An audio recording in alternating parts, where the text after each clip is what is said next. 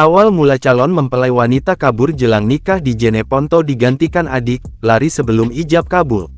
Peristiwa mempelai wanita kabur jelang akad nikah hingga sang adik rela menggantikan di Kabupaten Jeneponto, Sulawesi Selatan Tengah menjadi sorotan. Kesepakatan pernikahan bermula saat keluarga Asdar datang untuk meminang Wilda di Kalimantan. Keduanya adalah perantau di Borneo. Mamanya Wilda merantau di Kalimantan, Wilda ikut di sana. Lamarannya di Kalimantan, ujar Ruki, selaku tetangga. Menjelang resepsi, kedua keluarga memutuskan untuk pulang kampung.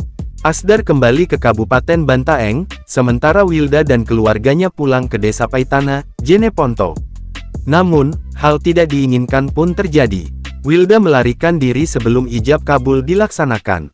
Wilda tidak menjalani tradisi korong tigi, malam mensucikan diri. Pada momen krusial itu, orang tua Wilda meminta adiknya, Iha, untuk menggantikan posisi kakaknya sebagai calon pengantin. Dengan hati yang lapang, Iha setuju. Namun, drama cinta ini tidak berakhir di situ.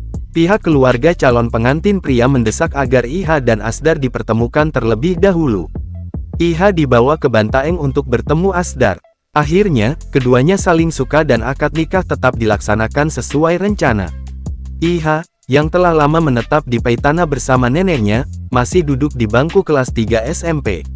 Adapun akad nikah itu digelar di Dusun Talambua, Desa Paitana, Kecamatan Turatea, Kabupaten Jeneponto, Sulawesi Selatan, pada Selasa tanggal 11 Februari tahun 2025.